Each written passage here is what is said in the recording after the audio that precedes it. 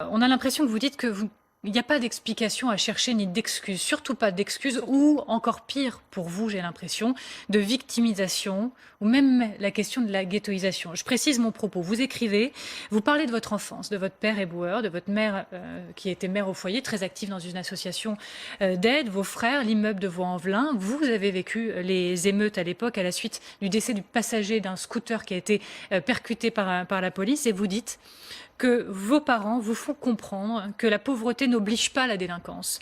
Ils n'ont pas besoin de grandes phrases, dites-vous, leur comportement est un enseignement et se suffit à lui-même. Vous n'aimez pas l'excuse, l'explication à la délinquance ? C'est une insulte aux personnes les plus pauvres que de dire que la délinquance doit être justifiée par la pauvreté. Il n'y a pas de valeur morale en fonction de sa classe sociale. Il y a des délinquants et des criminels dans les classes sociales, enfin les CSP+, il y a des criminels et des délinquants vers les populations les plus pauvres. Alors bien sûr qu'on est plus facilement emmené vers la délinquance quand on est dans un quartier populaire, que des parents sont dépassés ou parfois démissionnaires. Et que du coup, contre un billet, on vous propose par exemple de surveiller un trafic de stupes ou de commettre des menus larcins. Ça, je l'entends. Mais c'est vraiment une insulte en réalité à l'attention de ces quartiers populaires que de dire de toute façon vous êtes condamnés à sombrer dans la délinquance et la criminalité. Ça n'est pas une excuse. Et au contraire, je pense que de dire que dans ces quartiers, plus qu'ailleurs, il faut instaurer le respect de la légitimité, de l'État, de l'ordre, de la paix, c'est au contraire lutter contre les populismes et les extrémismes. C'est faux de croire que les sujets de sécurité doivent être des sujets qui doivent être finalement laissés seulement à une partie de la classe politique. C'est la question de tous. Aujourd'hui, je critique beaucoup une partie de la pensée dite publique, des intellectuels, et je le dis ouvertement dans le livre. J'ai la chance d'être une enfant des années 80 où le service public était très présent. J'ai connu la bibliothèque municipale avec des classes qui n'étaient pas surchargées, avec des professeurs qui n'étaient pas embrigadés par des idées militantes un peu dangereuses, je trouve. Et je parle aussi notamment du community organizing qui se trouve notamment jusque dans les écoles. Et je parle finalement de la liberté de penser qu'on nous a accordée dans les années 80 dans les quartiers populaires où on nous a dit vous n'êtes pas condamné parce que vous êtes fils d'immigrés, parce que vous êtes pauvre, parce que vous habitez dans un quartier qui est mal desservi par les transports.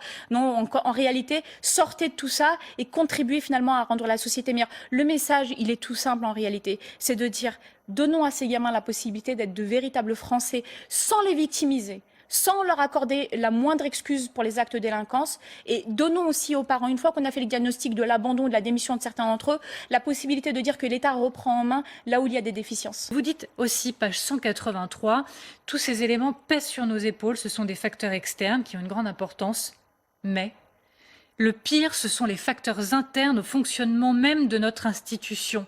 Vous parlez d'omerta, d'une police gangrénée par l'injustice, de l'hypocrisie de la hiérarchie, d'un système dégradant et inique. D'où ma question. Est-ce que l'un des plus gros problèmes de la police aujourd'hui, selon vous, c'est la police elle-même? C'est la police et son fonctionnement. Il y a la police et il y a les policiers. Il y a les policiers qui sont dévoués et il y a une institution, il y a une agression systémique à l'attention des agents avec je suis désolée du mot, une espèce de couardise hiérarchique aussi, qui ferme les yeux sur les difficultés des uns, sur les problèmes relationnels, sur les problèmes de management, sur la politique du chiffre qu'on fait peser sur les épaules de ceux qui se trouvent le plus en bas, les gardiens de la paix, les officiers, un peu au-dessus les commissaires. Il y a évidemment une hypocrisie. Il y a aussi un fonctionnement qui pousse en réalité à apporter plus de chiffres et moins de qualité dans le travail. Vous savez, quand vous rentrez dans la police, pour la plupart des policiers, vous rentrez avec plein d'idéaux. C'est celui d'apporter de la paix dans la société dans laquelle vous êtes né. C'est de pacifier finalement les rues, c'est de les rendre plus sûres. Et au final, on vous dit oubliez tout ça, répondez juste à des lignes politiques qui changent tous les 5 ans, tous les 2 ou 3 ans éventuellement en fonction des sondages IFOP. Et puis, oubliez votre mission première et finalement, on se retrouve avec un burn-out physique et un bore-out psychologique des policiers qui ont le sentiment de ne servir à rien. Et quand vous ne servez à rien, quand le soir, alors que vous êtes engagé avec plein d'idéaux dans votre métier, vous avez fait 10 heures de travail et que vous rentrez chez vous et que vous dites « je n'ai servi à rien, mon officier m'a dénigré, mes chiffres ne sont pas suffisants, on a préféré que j'oriente mon enquête de cette façon alors que j'ai l'intime conviction qu'il fallait que je l'oriente d'une autre manière », quand vous avez des populations qui pleurent parce qu'on a des mères de famille qui pleurent et qui nous disent « où êtes-vous, on a besoin de vous », et des fois vous sombrez jusqu'à l'acte dramatique. Vous pointez du doigt l'instrumentalisation politique de la police. Donc je voudrais savoir, pardonnez-moi, on a peu de temps, mais de quelle instrumentalisation vous parlez? Ça veut dire quoi?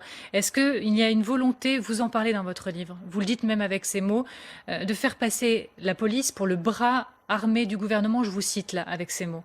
Et qui Quelles sont les politiques que vous pointez du Bien doigt? sûr, et c'est effroyable. Et on l'a vu, ça nous a éclaté à la figure au moment du mouvement des Gilets jaunes.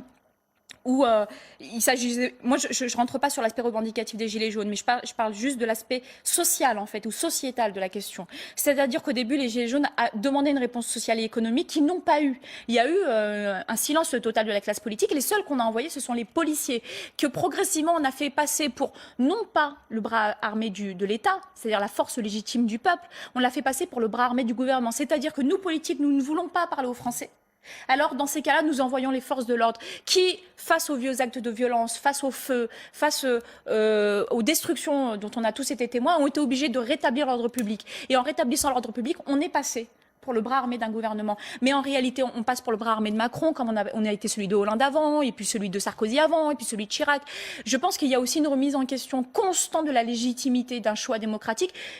Nous n'avons, en tant que policiers, une obligation, c'est celle de la neutralité, de répondre aux ordres parce qu'on doit les estimer comme étant légitimes. Quand vous et moi, nous sommes assis au chaud, avec une belle lumière, à l'abri de tout, nous pouvons le faire. Pourquoi? Parce que mes collègues à cette heure-ci sont à l'extérieur et ils assurent la sécurité de chacun d'entre nous, et ils assurent notamment aux journalistes la liberté de parler sans craindre pour leur vie, la liberté aux intellectuels de parler sans craindre pour leur vie. Nous, ce que nous faisons, c'est appeler aussi demain les concitoyens devant les commissariats avec nos collègues et de dire non, nous voulons que les gardiens de la paix soient préservés par l'ensemble de l'institution, par l'ensemble des politiques, par l'ensemble de l'État que nous servons.